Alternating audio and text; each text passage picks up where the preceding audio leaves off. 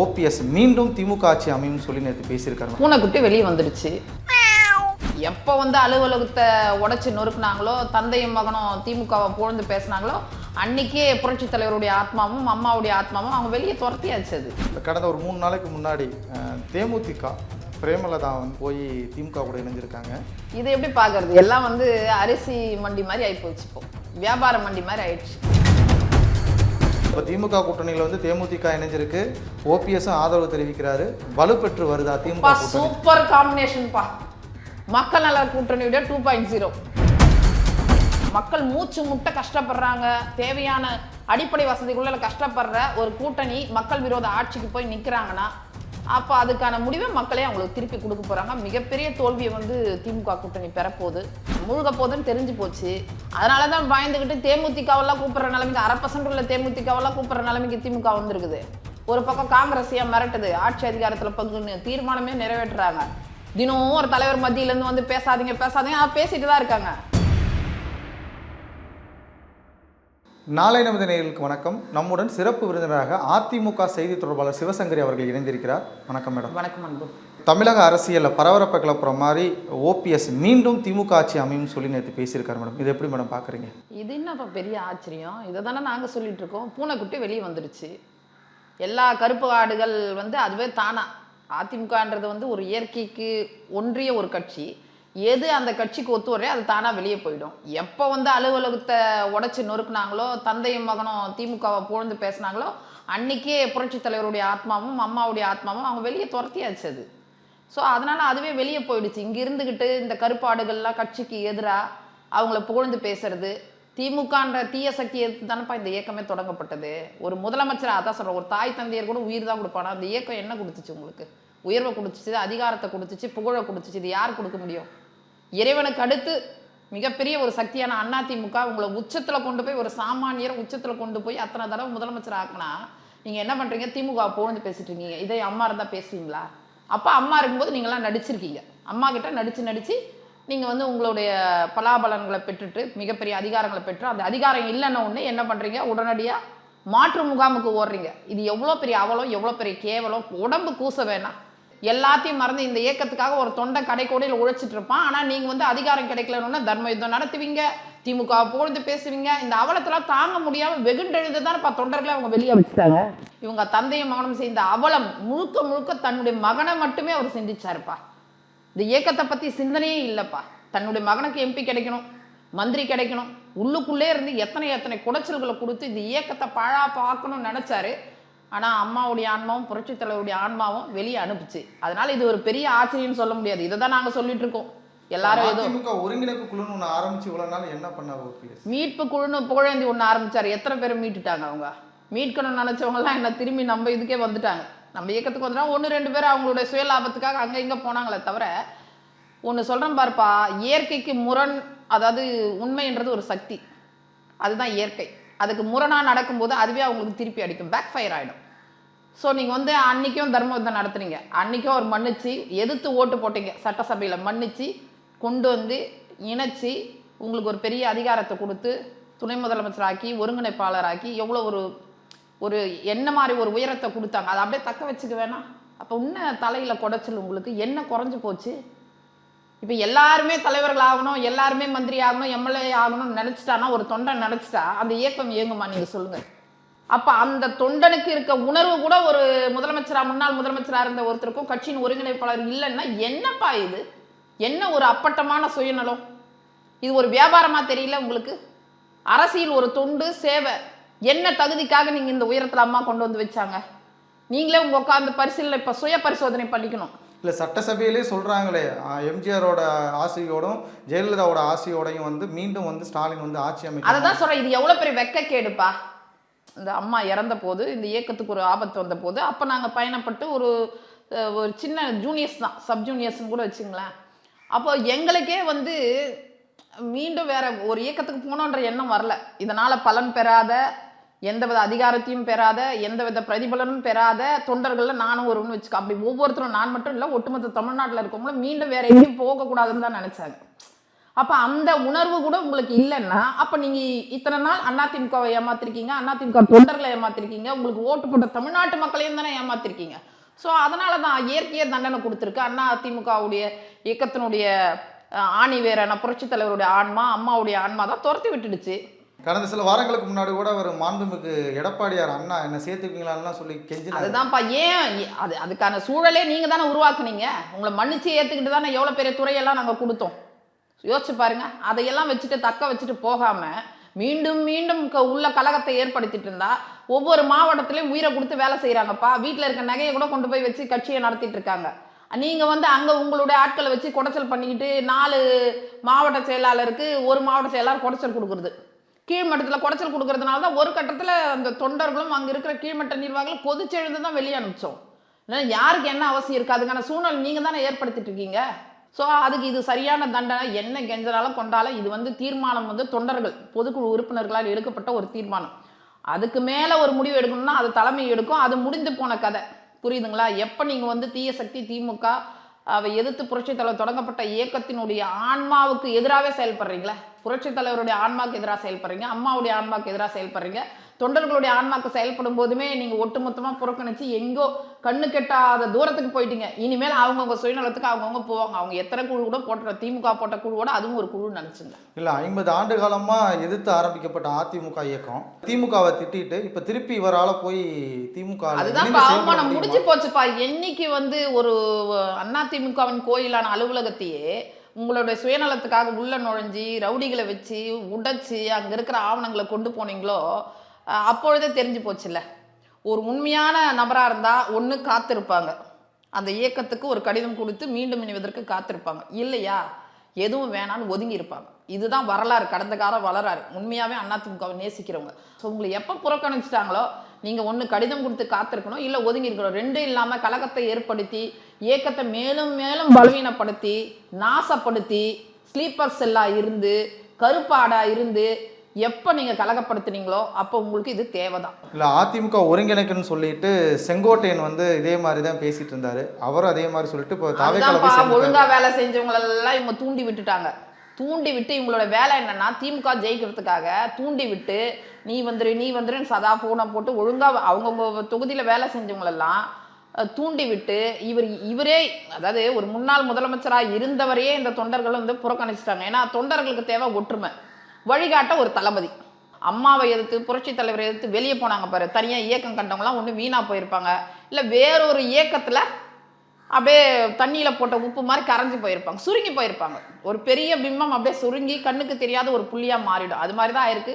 So ஓபிஎஸோடைய வரலாறே என்னென்னா போன எலெக்ஷனுக்கு பலாக்கா கொண்டு போனார்ல, இந்த எலெக்ஷனுக்கு எதை கொண்டு போவார் தெரியும், கலாக்காவோ ஏதாவது கொண்டு போவாருன்னு நான் நினைக்கிறேன். அதுதான் பலாக்காலேருந்து கலாக்காக்கு மாறிட்டார், அவ்வளோ சுருங்கிட்டார் 5 வருஷத்தில்.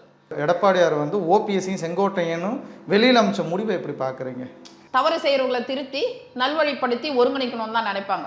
அப்போ அதிகமான கவனமும் அதிகமான மன்னிப்பும் அவங்க கேட்குற எல்லா விஷயத்தையும் செஞ்சு எந்த ஒரு தலைவர்களும் தன்கிட்ட இருந்து ஒன்று சேர்க்கணும்னு நினைப்பாங்களே தவிர ஒன்று போகணும்னு நினைக்க மாட்டாங்க. அது சின்ன கட்சியோ பெரிய கட்சியோ அதுதானே அடிப்படை. அப்போ நாங்கள் யாரையுமே போகணும்னு நினைக்கல. நிறைய அவர் வாய்ப்புகள் கொடுத்தாரு. அவங்க செய்கிற ஒவ்வொரு தவறுகளுக்கும் வாய்ப்பு கொடுத்தாரு. தலைமை கழக நிர்வாகிகளே ஃபோன் போட்டு என்னென்ன இப்படி பண்ணுறாங்க, நீங்கள் எந்த நடவடிக்கை எடுக்க மாட்டீங்களா, கீழ்மட்டத்தில் இருக்க தொண்டர்கள் கோவப்படுறாங்க, நாங்கள் ஏதாவது தவறு செஞ்சால் நீக்கிறீங்க, அடிப்படை உறுப்பினர்லேருந்து நீக்கிறீங்க, அப்போ முன்னாள் முதலமைச்சருக்கு ஒரு சட்டம் எங்களுக்கு ஒரு சட்டமான்றாங்க, நீங்கள் ஏதாவது முடிவெடுக்கும் போது அவர் பொறுத்து போனார்.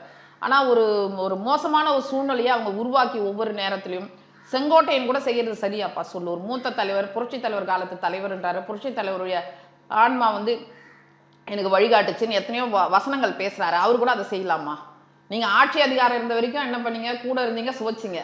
எப்போ நம்ம கூட இருக்கணும் முக்கியமா? ஆட்சி அதிகாரம் இருக்கும்போது கூட இருக்கணுமா? இன்னைக்கு கட்சிக்கு ஒரு சோதனை இருக்கும்போது இருக்கணுமா? சாதாரண தொண்டர்கள் கூட தப்பு செய்யலாம். வழிகாட்டின்னு சொல்றீங்க, முன்னோடின்னு சொல்றீங்க, அனுபவம் அதிகமாக இருக்குன்றீங்க. அப்போ நீங்கள் தானே கூட இருக்கணும்.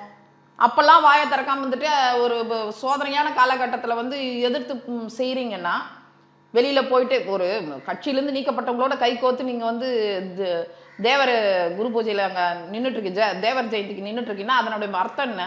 கட்சி தலைமைக்கு எதிராக தானே செயல்படுறீங்க. யார் என்ன வேஷம் போட்டாரோ ராஜா சாயம் வெளுத்து போச்சு, டும்னு இவங்களோட சாயெல்லாம் வெளுத்து போச்சு. இவங்கெல்லாம் கட்சிக்கு ஏதோ ஒரு வகையில் துரோகம் பண்ணிட்டு இருக்காங்கன்றது கீழ்மட்ட தொண்டர்கள் முதல் மேல்மட்ட வரைக்கும் தெரிஞ்சதுனால தான் இந்த முடிவு எடுக்கப்பட்டது. இப்போ மனோஜ் பாண்டியனும் வைத்தியலிங்கம் தான் தர்ம யுத்தத்துக்கு எனக்கு காரணமாக இருந்தாங்க, அவங்க தான் பண்ண சொன்னாங்கன்னு சொல்லி ஓபிஎஸ் சொன்னார். திருப்பி இப்போ அவங்க இருக்கிற இயக்கத்துக்கே ஆதரவாக பேசியிருக்காரு. இதை எப்படி பார்க்குறீங்க? ஒரு கொடி வந்து ஒரு ஏதோ ஒரு இடத்துல படரணும், அதுக்கு தேவை. ஏன்னா அதுக்கு நிற்க முடியாது, சக்தி இருக்காது.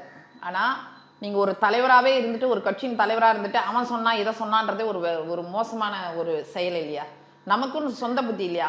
ஒரு தடவை தோல்விடுறீங்க. ஏன்னா தர்ம யுத்தம் நடத்த சொன்னாங்கன்னா அப்போ ஃபெயிலியர் ஆகி மொத்தமே ஒரு 11 பேர் தான் உங்க பின்னாடி வந்தாங்க.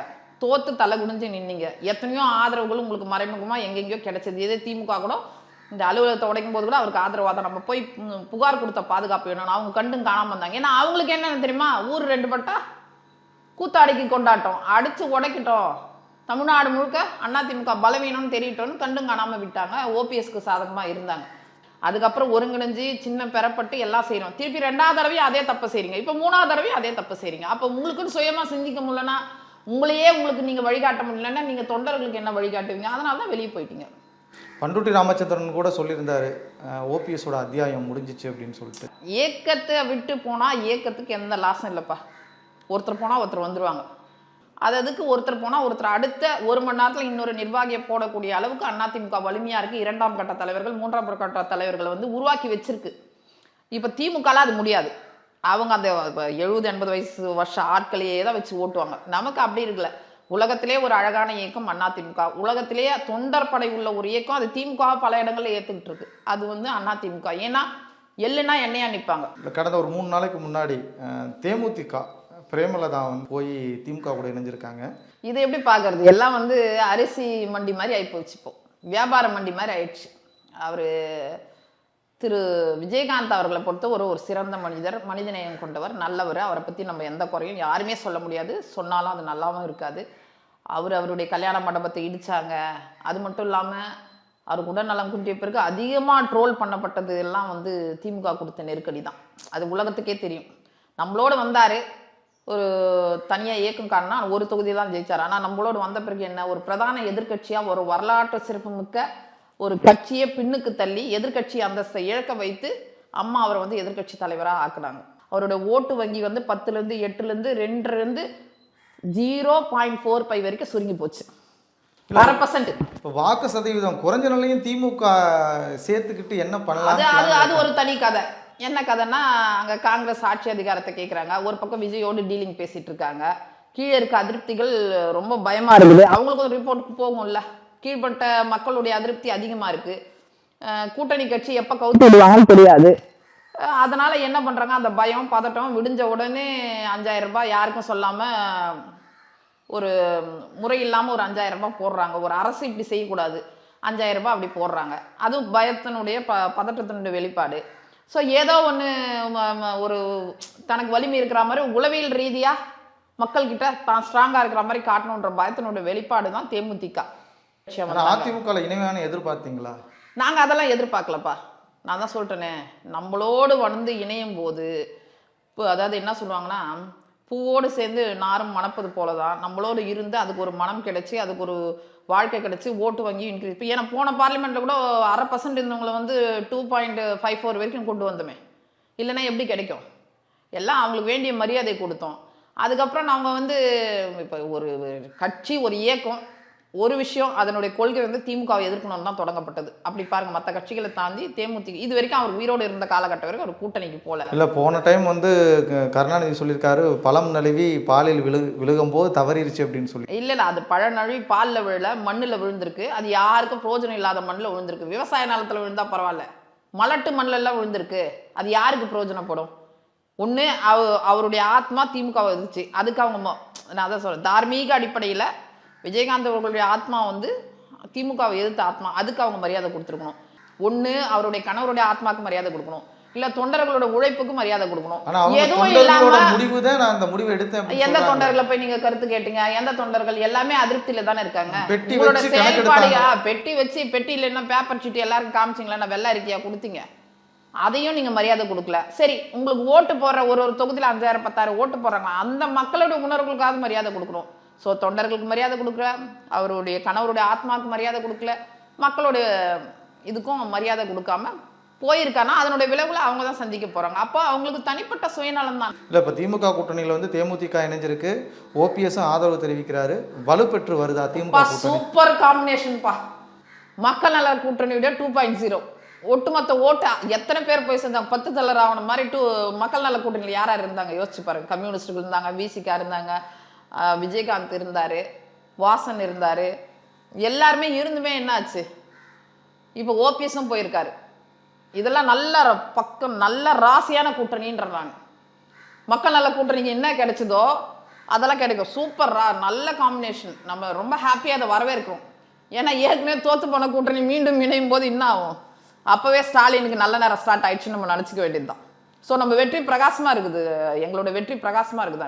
அந்த அதிமுகவோட வெற்றி பிரகாசமாக இருக்குது. இதே பிரேமலதா விஜயகாந்த் போகிற இடங்கள்லாம் பெண்களுக்கு பாதுகாப்பு இல்லை, நான் கஷ்டப்பட்டு மதுரைக்கு வர குண்டும் குழியுமா இருக்கு, என்ன ரோடு போட்டு வச்சுக்கிறீங்க, மழை வெள்ளத்துல பாதிப்பு அப்படின்னு 5 வருஷமா திமுக திட்டிட்டு தான் இருந்தாங்க.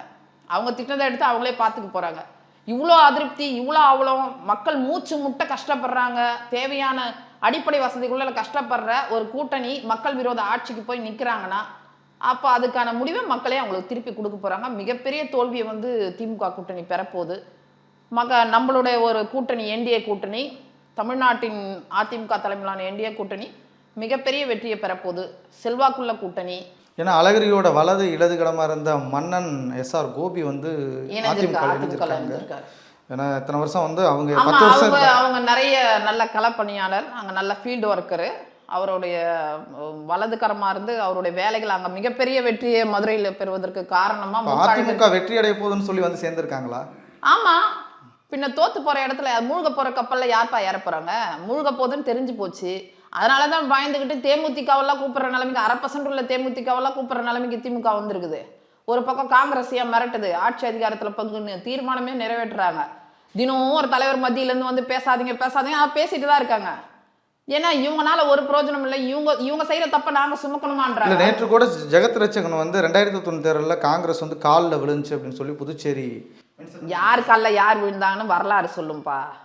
நீங்க வந்து 2G வழக்குல யார் காலில் விழுந்தீங்க யோசிச்சு பாருங்க. பிஎஸ்என்எல் வழக்கு, எத்தனை வழக்கு நீங்க போய் அவங்க காலடியில் விழுந்து கிடந்தீங்க, டெல்லி காலடியில். நம்ம இன்னைக்கு காலம் முடிஞ்சு போச்சு, காலம் போக போக மக்கள் வந்து மறந்துட, காலம் வந்து எல்லாத்தையும் மறக்கடிச்சிடும்னு நினைக்கிறாங்க. அது தப்பு. அதெல்லாம் வரலாறு இருக்குது, நம்ம அதை கடந்து போக முடியாது. இன்னைக்கும் எத்தனை வழக்குகள் உங்க மேல இருக்கு, கடந்த காலத்தை நீங்க மறைக்க பார்க்கலாம். இப்போ ஒரு நகராட்சி குடிநீர் வழங்கல்ல வழக்கு பதிவு செய்யப்பட்டிருக்கு, டாஸ்மாக்ல 1000 கோடி, இதெல்லாம் சும்மா உள்ள தோண்டத்தோட என்னமோ கிணறு வெட்ட பூதம் கிளம்பின கதையா என்னென்ன வருமோ நம்ம ஆட்சிக்கு வந்த பிறகுதான் தோண்டி எடுக்கணும். இந்த கேஎன் நேரு 1020 கோடி கேஎன் நேரு மேல ஒரு வழக்கு பதிவு செய்ய சொல்லியிருக்காங்க. இதெல்லாம் அதுக்கு காரணமே நம்ம தானேப்பா. தொடர்ந்து மக்கள் மன்றங்களையும் சரி, போராட்டங்கள் மூலமாக நீதிமன்றங்களையும் நம்ம வழக்கு போட்டு தான் எஸ்ஐடி அமைப்பதற்கு முன்ன வந்து கள்ளச்சாராய விஷயத்தில் சிபிஐ வேணும் கேட்டதாகட்டும், அண்ணா யூனிவர்சிட்டிக்கு எஸ்ஐடி வருவதாகட்டும், கிட்னி முறைகேட்டில் எஸ்ஐடி, இப்படி எல்லாத்துக்கும் மணல் கொள்ளைக்கு இப்படி எல்லாத்துக்கும் நம்ம தான் பண்ணுறோம். இப்போ கூட 2 முறை இடி கடிதம் எழுதும், பொறுப்பு டிஜிபி வந்து லஞ்ச ஒழிப்புத்துறை வந்து எஃப்ஐஆர் போடாமல் உட்காந்துருக்கு. அப்போ நம்ம வழக்கு போட்டோம், அந்த வழக்குக்கு நேற்று நீதிமன்ற உத்தரவு வந்திருக்கு. இது மாதிரி நீங்கள் செய்யலாமா, ஒரு லஞ்ச ஒழிப்புத்துறை உடனடியாக வழக்கு பதிவு செய்யணும். ஏன்னா ஆதாரம் இல்லாமல் இடி கொடுக்கல, எல்லாமே ஆதாரத்தில் முகாந்திரம் இருக்குது. முகாந்திரம் இருக்கும்போது வழக்கு பதிவு செய்யணும். நீங்கள் ஏன் தாமதம் பண்ணுறீங்க? இதெல்லாம் ஒரு அவமானம் தானே இந்த ஆட்சிக்கு, வெட்கை கேடு இல்லையா? எத்தனை இளைஞர்கள் இந்த ஒரு அரசை நம்பி அப்ளை பண்ணியிருப்பாங்க, விண்ணப்பம் போட்டிருப்பாங்க, வந்து எழுதியிருப்பாங்க. அவங்க கனவுகளை எல்லாம் சிதைக்கிற இல்லப்பா. கையூட்டு கொடுத்து தான் வரணும்னா எதுக்கு உழைக்கணும் யோசிச்சு பாரு. கையூட்டு வாங்குவது எவ்வளோ கேவலமான விஷயம் அது. இதை செய்யலாமா? ஒரு நியாய தர்மம் வேணாமா? ஒரு நியாய தர்மம் இல்லாத ஒரு ஆட்சி, வெறும் பணத்திற்காக, போதைக்காக, கஞ்சாக்காக ஒரு ஆட்சி நடக்குது. இது விரைவில் துரத்தி அடிக்கப்படும். அதிமுக கூட்டணி வலிமையா இருக்கு. ஒவ்வொரு இடங்கள்லையும் நம்ம முதன்மை சக்தியா இருக்கிறோம், ஜெட் வேகத்துல போறோம், மக்களை சந்திக்கிறோம், மக்கள் உற்சாகமா வரவேற்கிறாங்க. ஸோ மிகப்பெரிய வெற்றியை வந்து அதிமுக கூட்டணி பெறும்பா. பல்வேறு அரசியல் கருத்துக்களுக்கு பயந்தமைக்கு நன்றி. நன்றி.